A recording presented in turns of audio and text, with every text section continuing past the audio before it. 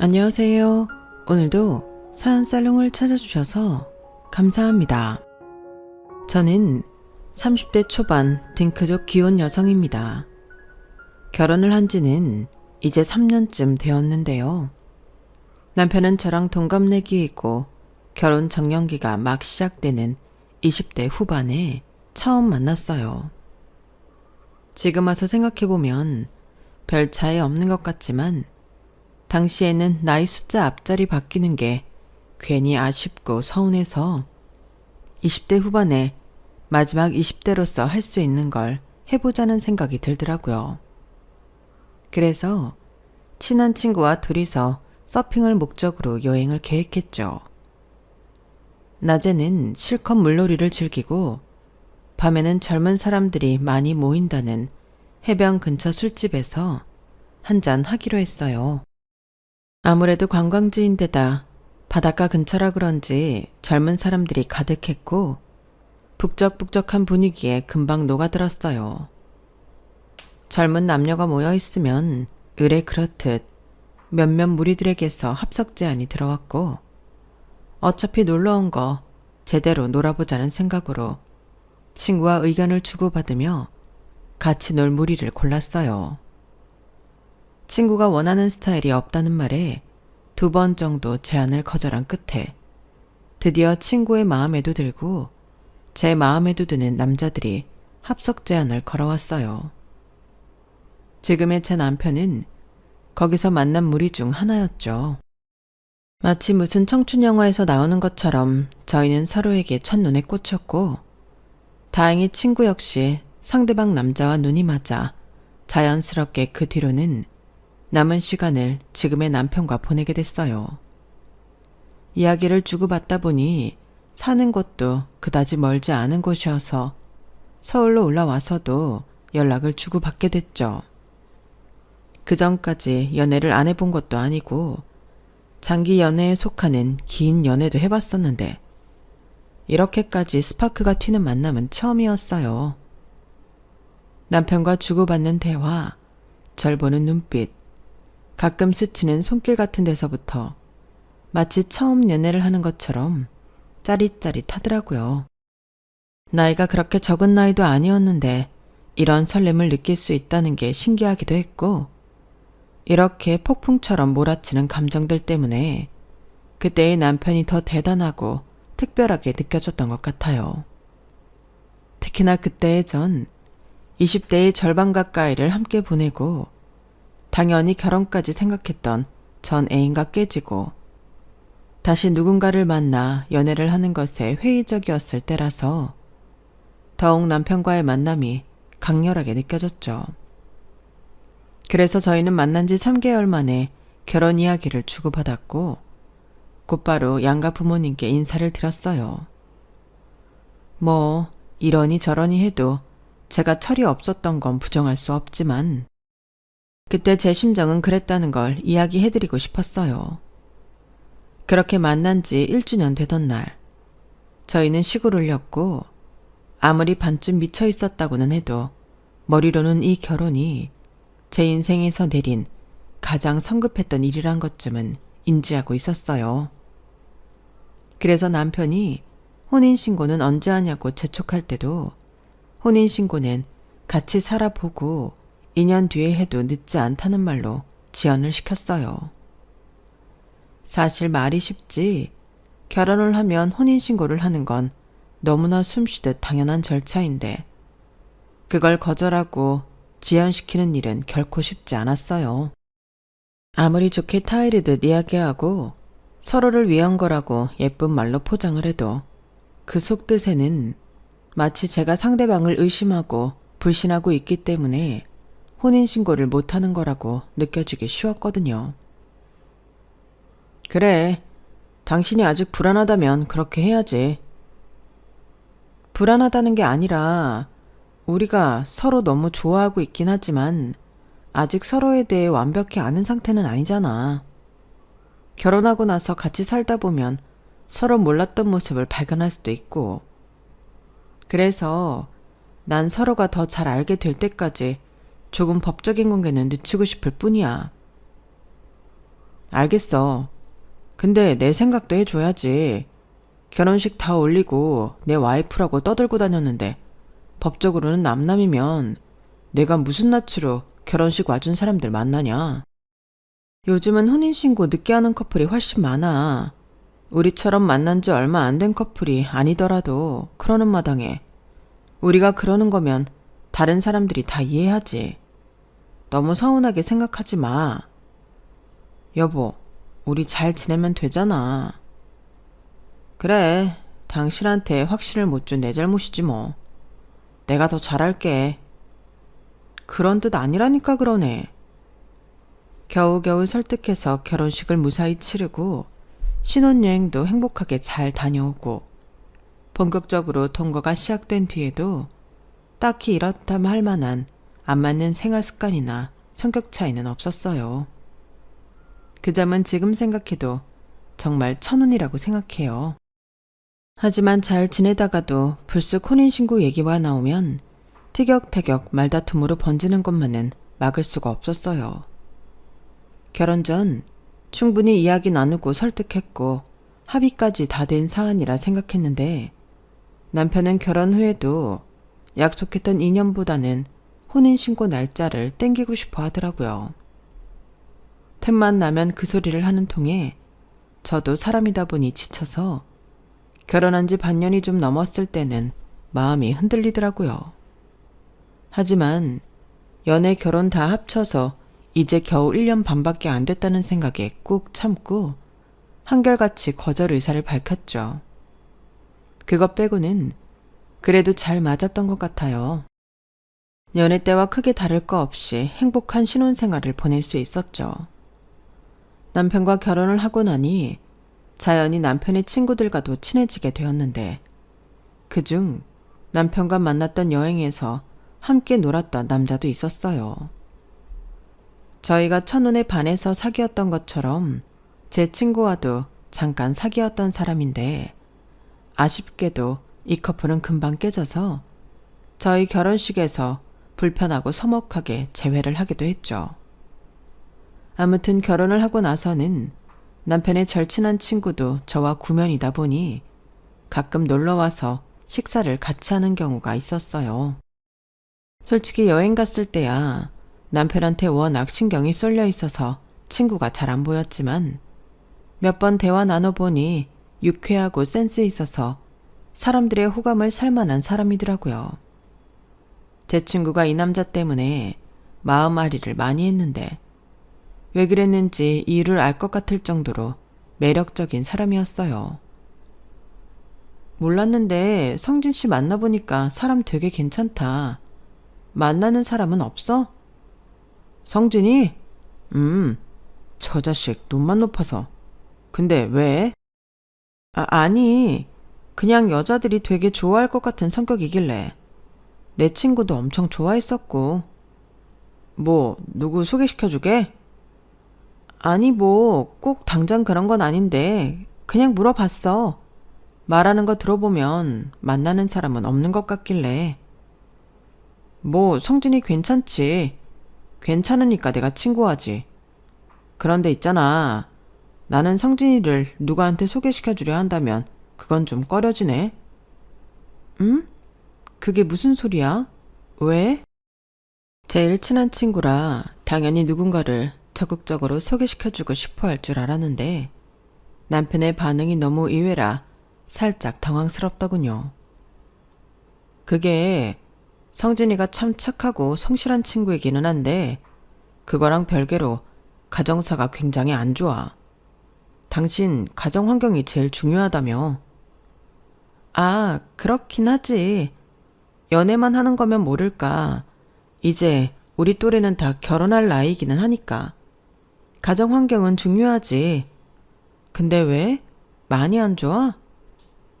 개인적으로 결혼할 때 체크해 봐야 할 상대방의 조건 중 제가 가장 중요하다고 여기는 건 학벌도 재력도 외모도 아닌 바로 가정사였어요. 제가 전에 장기 연애로 사귀었던 애인과 다름 아닌 가정사 때문에 헤어졌거든요. 가정사가 저희 헤어짐에 직접적인 영향을 줬다기보단 간접적으로 미쳤는데 그게 별거 아닌 것 같아도 생각보다 여운이 오래 가더군요. 제 전 애인은 어렸을 때부터 어머니의 외도와 학대를 받고 자랐던 남자라 기본적으로 여자를 못 믿는 경향이 있었어요. 처음 그 사람의 가정사를 들었을 때는 그가 어린 나이에 뭣도 모르고 겪어야 했던 일들에 가슴이 너무 아팠고 더 지켜주고 싶은 마음이 들었어요. 그래서 그 사람이 저를 완전히 신뢰하게 될 때까지 끊임없이 자신을 증명해서 그의 마음을 열고 들어가고 싶은 마음이 컸죠. 그땐 저도 어려서 제가 노력만 하면 그게 될 줄 알았어요. 참 순수했던 거죠. 그렇게 2, 3년을 꼬박 노력한 끝에 제게 완전히 마음의 문을 열었나 싶었지만 결국 결정적인 순간에는 저를 못 믿는 티를 내더군요. 사실 아무도 저한테 그러라고 시킨 건 아니었는데 그렇게 노력을 해왔음에도 저를 시험대에 오르게 하는 상대방의 태도에 너무 질리고 지쳐버려서 더 이상은 관계를 이어가고 싶은 생각도 자신도 들지 않았어요. 어린 시절의 병든 마음은 지금의 제가 어찌할 수 없는 부분이라는 걸 너무 늦게 깨달은 거죠. 물론 전 애인도 그런 부모 밑에 태어나고 싶어서 태어난 건 아닐 테니 안쓰러운 마음도 컸지만 바로 그 안쓰러운 마음이 연애 기간 내내 저를 잡아먹더라고요. 막판에는 저를 끊임없이 의심하는 남자친구에 지쳐 이별을 선언하니 제게 폭언을 서슴없이 했어요. 본인 어머니가 본인에게 했던 폭언을 제게 고스란히 돌려주더군요. 그토록 어머니의 폭언을 싫어했던 사람이 누구보다 그 사람과 닮아있는 모습을 보니 약간 소름이 돋더라고요. 아무리 자식이 부모의 어떤 점을 싫어한다고 해도 결국엔 자신이 보고 자라온 모습을 닮지 않기란 정말 어려운 거구나 느꼈어요. 그동안 제게 어머님과 자신은 다르고 어머님을 절대 닮고 싶지 않다고 노래를 부르던 사람이었던지라 충격은 더욱 컸죠. 그렇게 4년 넘게 시달리다 보니 제 에너지는 말 그대로 방전이 됐어요. 더 이상은 복잡한 가정사를 가진 남자의 상처를 치료해주려 애쓰며 살고 싶지 않더라고요. 사실 자라면서 온전하게 상처받지 않고 살아온 사람은 없겠지만 적어도 가정 환경만큼은 좀 평범한 남자를 만나고 싶었어요. 사회생활을 하면서 만난 밝고 유쾌하고 성격 좋은 사람들은 대부분 가정이 화목해서 가족끼리 잘 지내더라고요. 편견일 수도 있겠지만 제가 만났던 사람들은 거의 100이면 100 다 그랬기 때문에 저로서는 다음 만남부터는 화목한 가정에서 자란 사람을 만나고 싶다는 생각을 자연히 하게 될 수밖에 없었죠. 그래서 지금의 남편을 만났을 때도 만난 지 얼마 되지 않아 그것부터 확인했어요.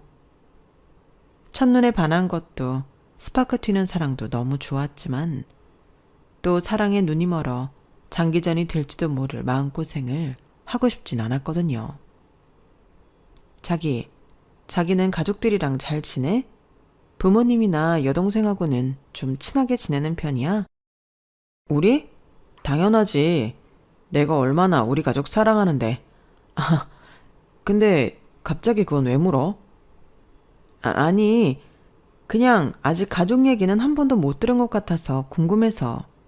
우리 집은 사이가 막 엄청 좋은 건 아닌데 그럭저럭 평범하게 화목하거든. 자기네는 어떨까 해서. 우리 집은 솔직히 말하면 서로 없으면 안 될 정도로 끈끈하고 사이도 좋지. 많이 화목한 편이야, 다른 집에 비하면. 정말? 그 정도야?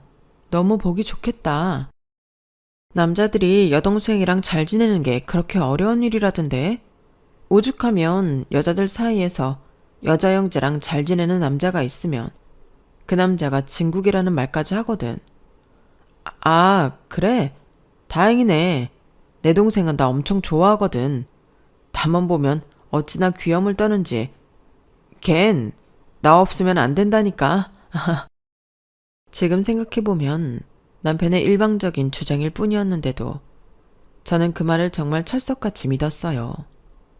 왜냐하면 가족 이야기를 할 때 남편의 얼굴에서 정말 말 그대로 꿀이 뚝뚝 떨어졌거든요. 그리고 남편은 기본적으로 유쾌하고 수다스러운 사람이었어요.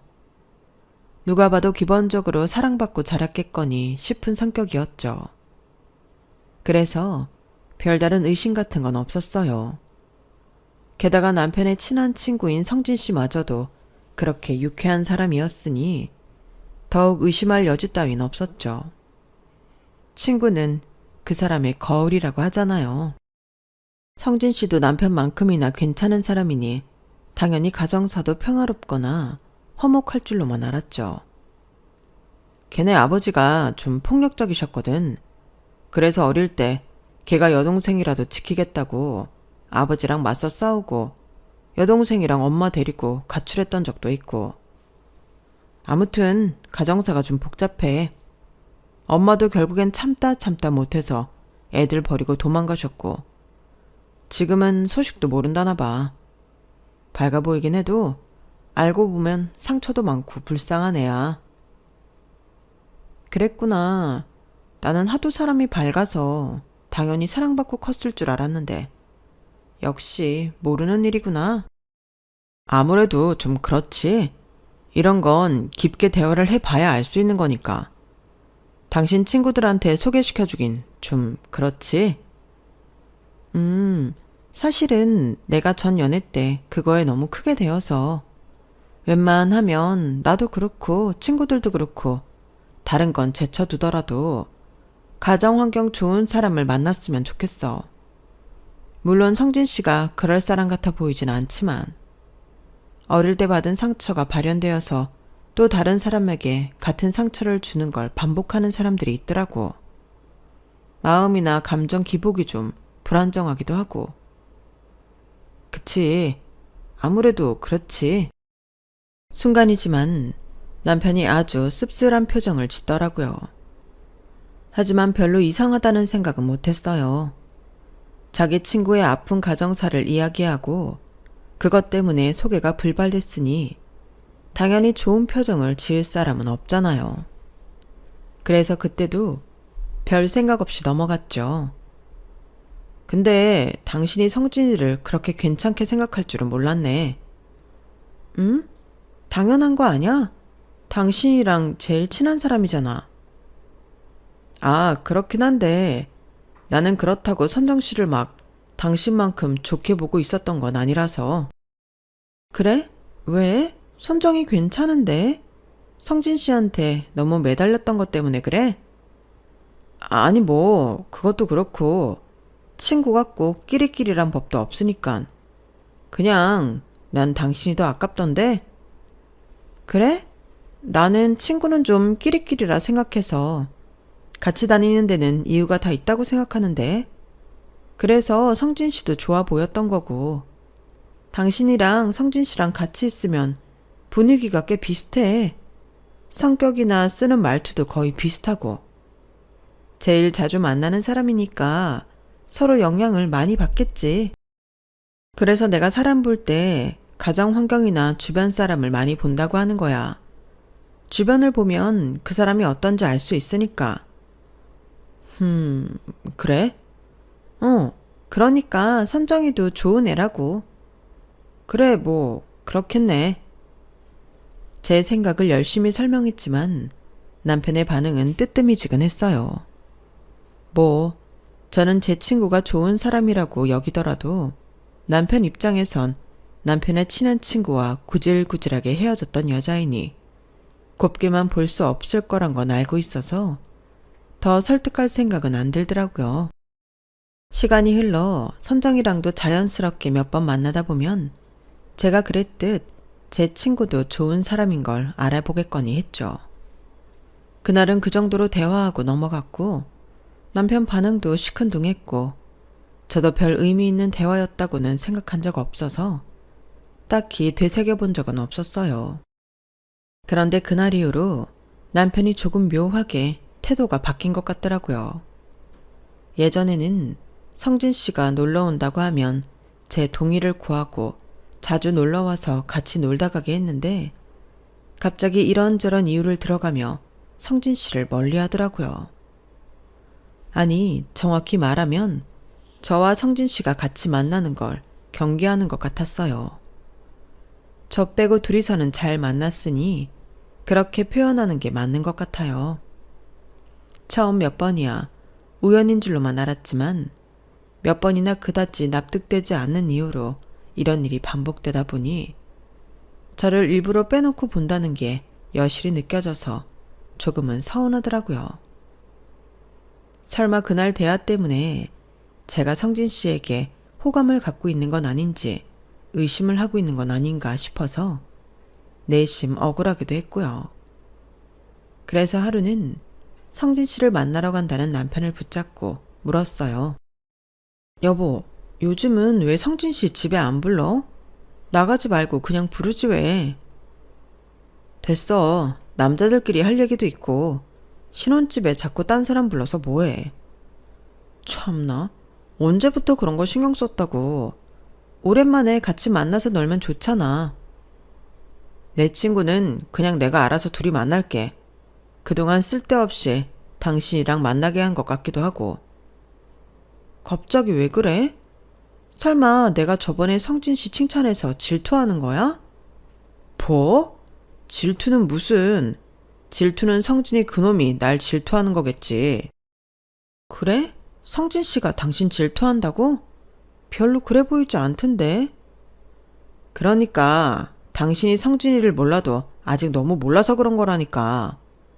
나도 내 친구 욕먹이는 것 같아서 자세히 말하고 싶지도 않지만 내가 말했잖아. 걔 어떻게 커왔는지. 그래서 그냥 다 이해하고 만나는 거야. 내가 차마 이런 얘기까지 해야 되나 싶긴 한데 제가 알던 성진 씨는 누군가를 시기하거나 질투할 만한 종류의 사람은 아닌 것 같아서 도저히 납득되지 않는 얼굴을 하고 있었더니 남편이 갑자기 한숨을 팍 쉬면서 뜸을 들이더라고요. 왜, 뭔데? 무슨 얘긴데 그래? 그러니까 우리 처음 만난 날 있지? 그날 처음에 성진이가 당신이랑 놀고 싶다고 했던 거 기억나? 아, 맞아. 그랬었지. 처음에 만났던 술자리에서 그냥 저희들끼리 재미로 둘 중 누가 더 이상형에 가까운지 이야기했었거든요. 다들 서로 눈치만 보면서 고민하고 있던 때 성진 씨가 제일 먼저 저를 지목했었어요. 오래된 일이고 순식간에 지나갔던 일이라 거의 잊어버리고 있었는데 남편이 이야기하니 기억이 나더라고요. 그때 원래 내가 당신 보고 반해서 같이 놀고 싶다고 성진이한테 말했었거든. 근데 그놈이 합석하고 나서 당신을 먼저 골라버린 거야. 뭐? 정말? 왜 그랬대? 내 말이 그 말이야. 뭐 그 자식 그런 식으로 내가 좋다고 하는 거 뺏어간 거 본 게 한두 번이 아니긴 하지만 솔직히 거기서 당신 지목한 건 진짜 선 넘은 거라고 생각했거든.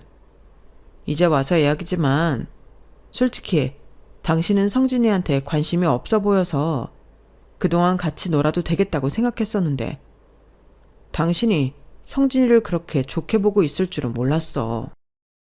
셋이 만나는 자리 계속 가져서 좋을 건 없다는 생각이 드네. 뭐?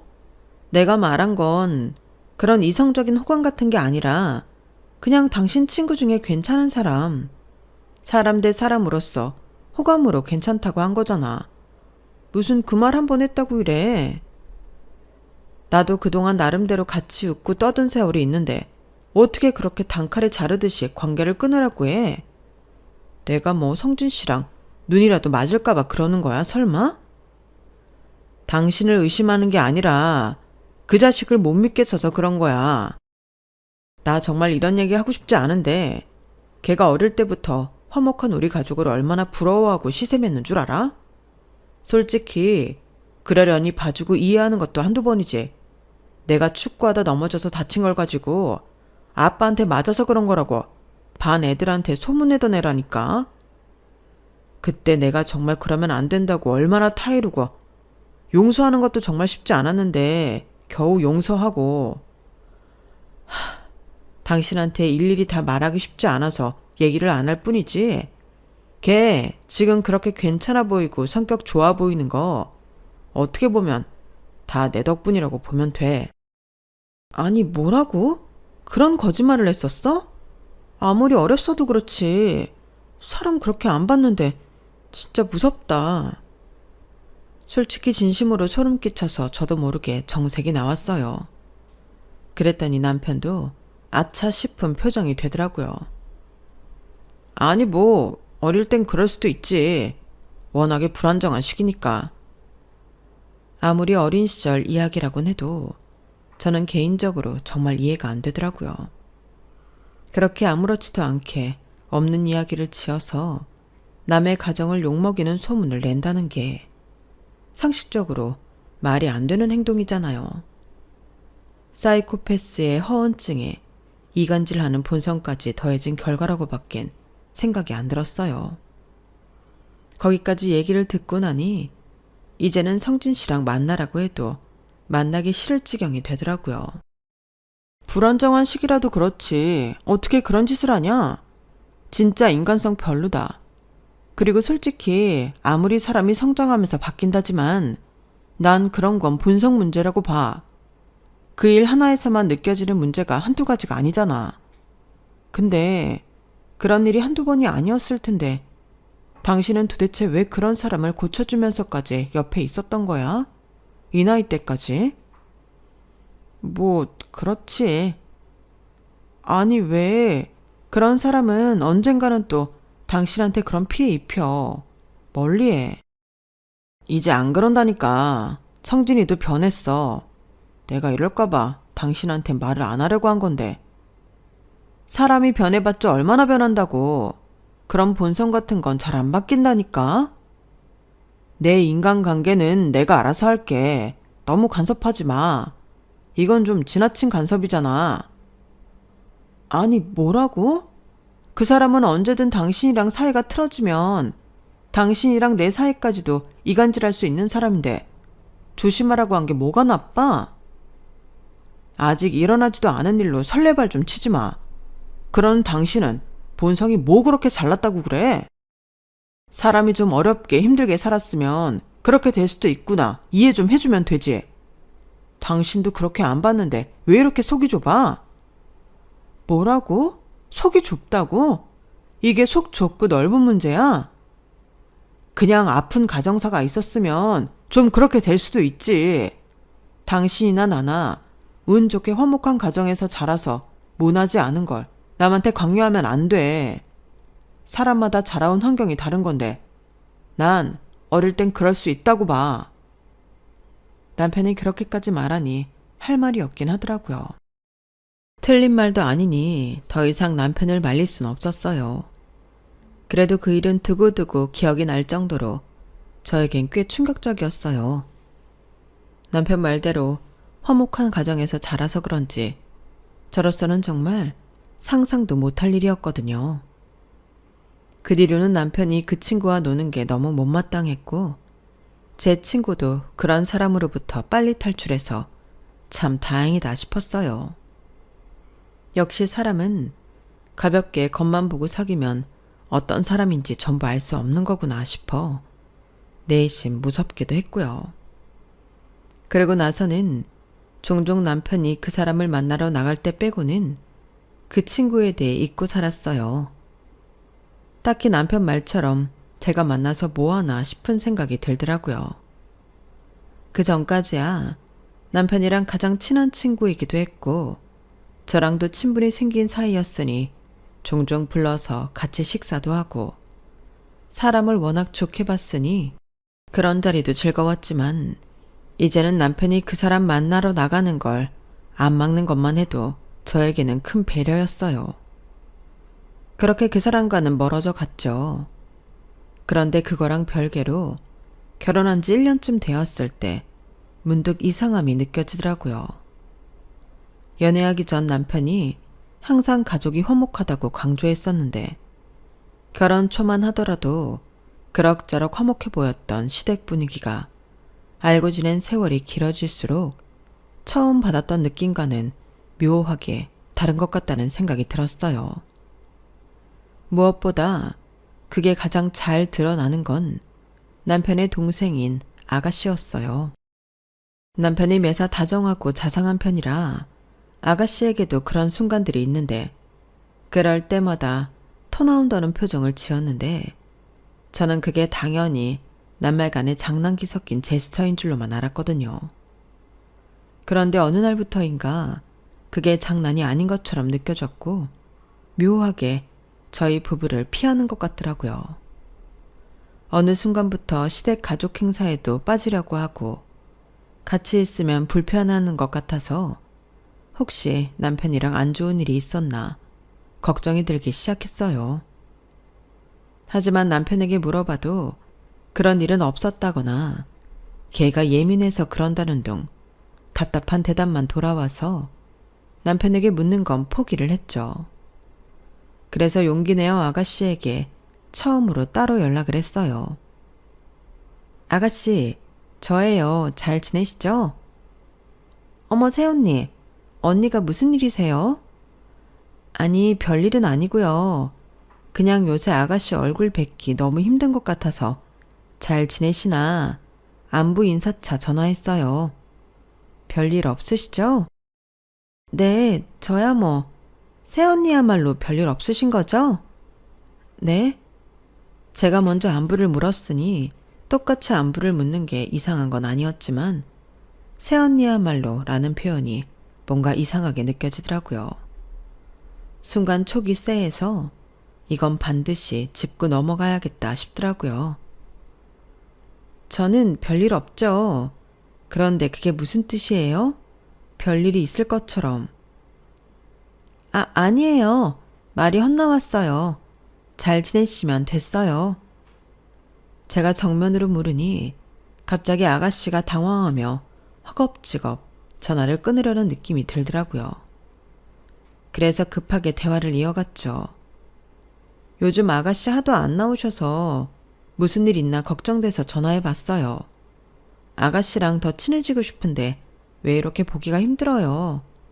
이번 명절 때는 뵐 수 있는 거죠?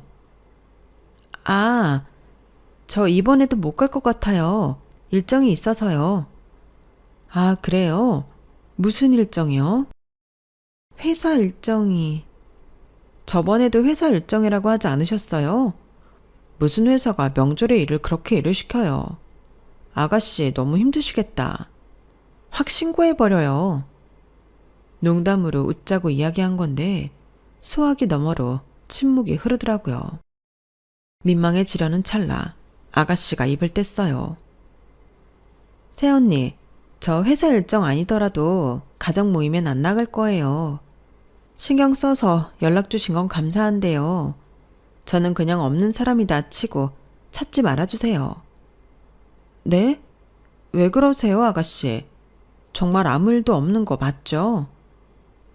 그쯤 되니 진심으로 걱정되어서 저도 모르게 울상을 짓게 됐어요.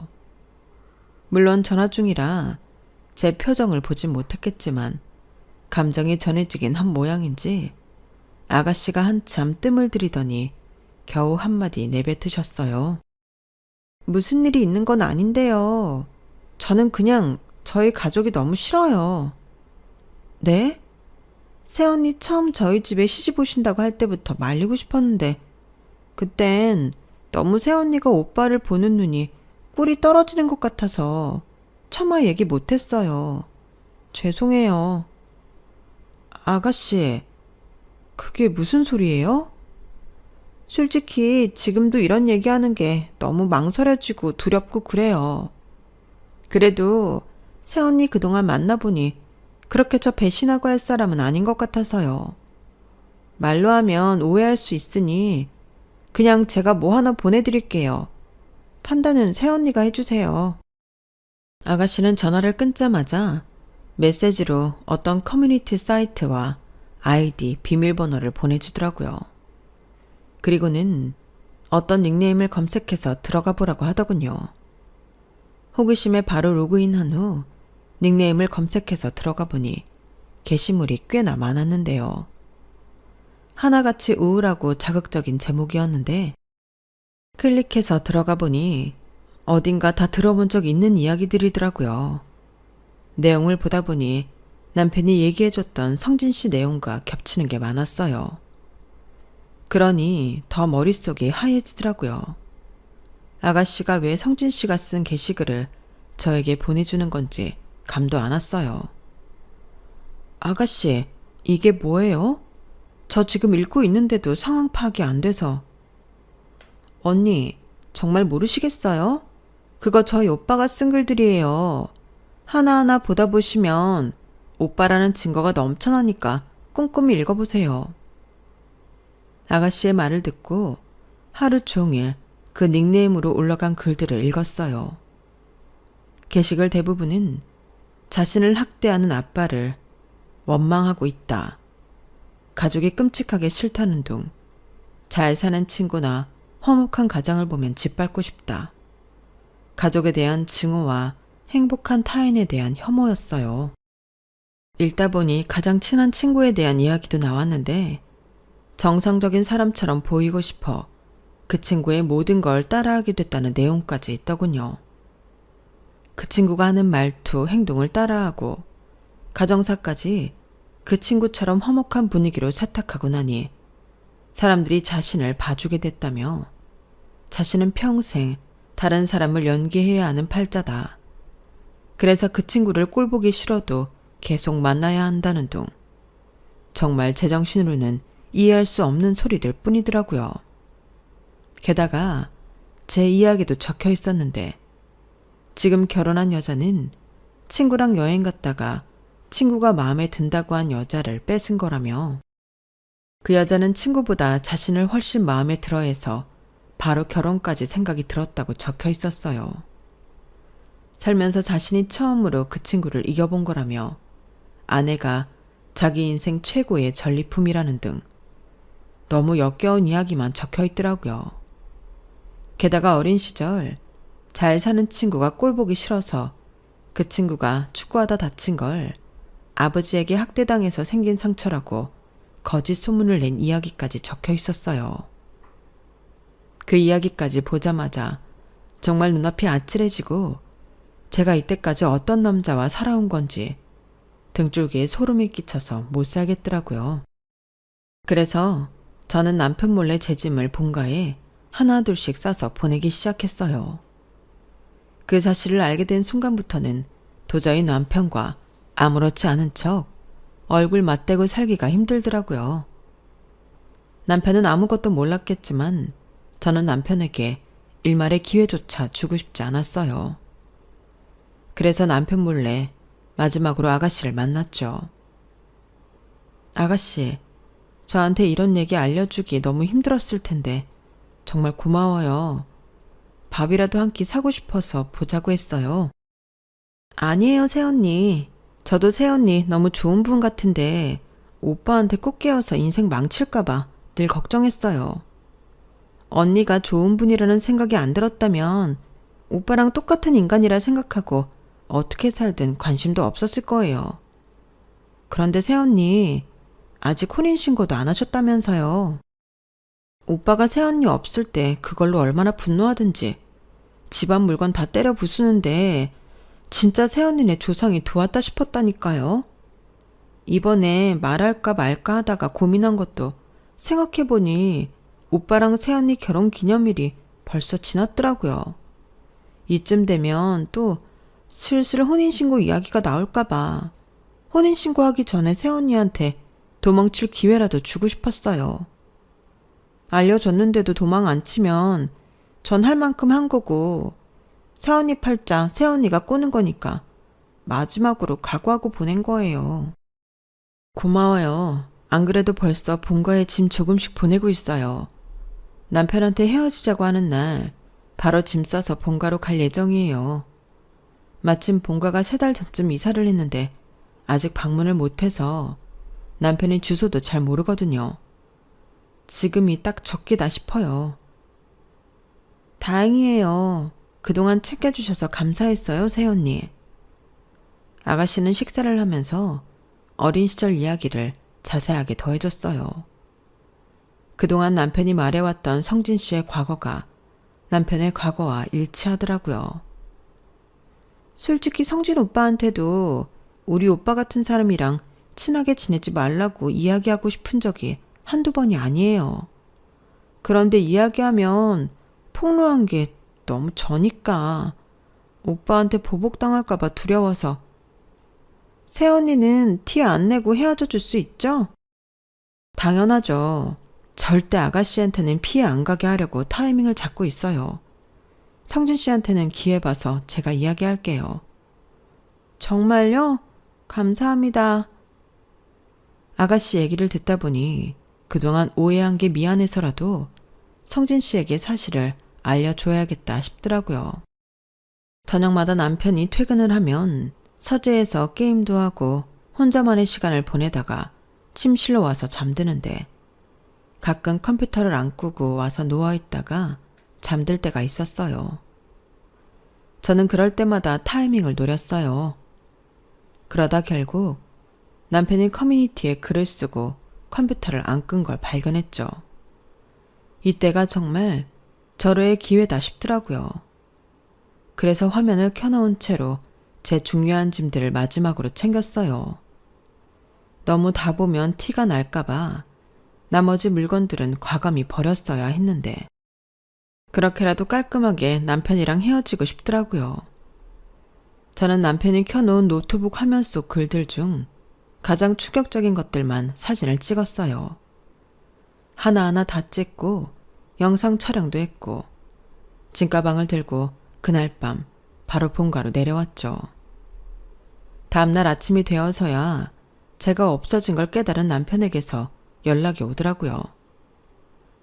여보, 대체 어디야? 주말 아침부터 말도 없이 어딜 나간 거야? 여보는 무슨, 우리 이제 남이야. 뭐라고? 나 당신이랑 헤어질 거거든. 그게 갑자기 무슨 헛소리야? 꿈 꿨어? 나도 차라리 꿈이었으면 좋겠다. 당신 어제 컴퓨터 안 끄고 잤잖아. 나 당신이 커뮤니티에 쓴 글들 다 봤어. 그동안 성진 씨 얘기라고 해준 게 다 당신 얘기더만.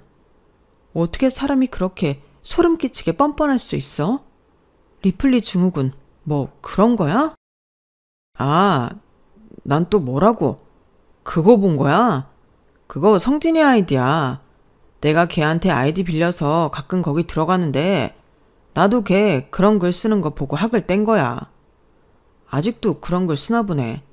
충격적이지? 내가 그 아이디로 로그인해놔서 당신이 놀랄 법도 하다. 그런 거 아니니까 얼른 돌아와. 놀라지도 않고 자연스레 제 말을 받아치는 바람에 모든 사실을 알고도 깜빡 속을 뻔했어요. 무슨 사기꾼도 아니고 어떻게 사람이 저렇게 뻔뻔할 수 있는지. 아가씨가 아니었다면 저는 정말 평생 남편에게 속고 살았을 뻔했다 싶더라고요. 평생 남의 인생만 연기해 와서 그런가 역시 연기 실력이 범상치가 않네. 내가 그런 말에 속을 것 같아? 나 거기 있는 글 다 봤어. 결혼한 여자 어쩌고 써놓고는 뭐? 성진 씨는 결혼도 하지 않았는데 그게 무슨 성진 씨 얘기라는 거야. 당신이 아내 몰래 명품 시계 샀다고 자랑한 글도 봤거든?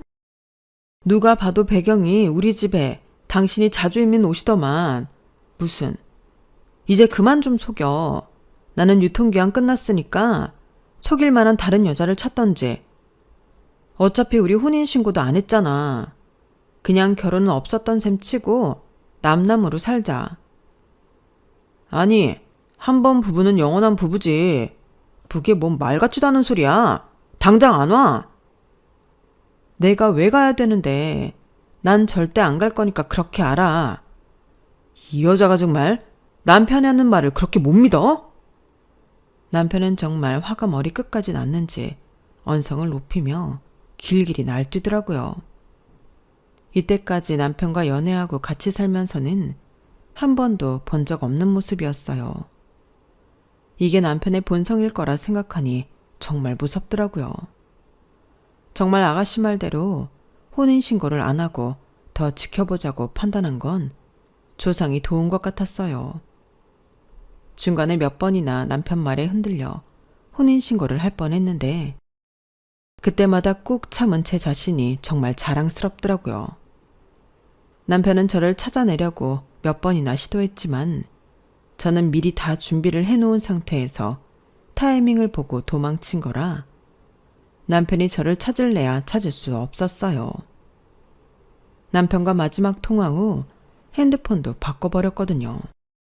참, 살다 보니 어떻게 이런 일이 있는지.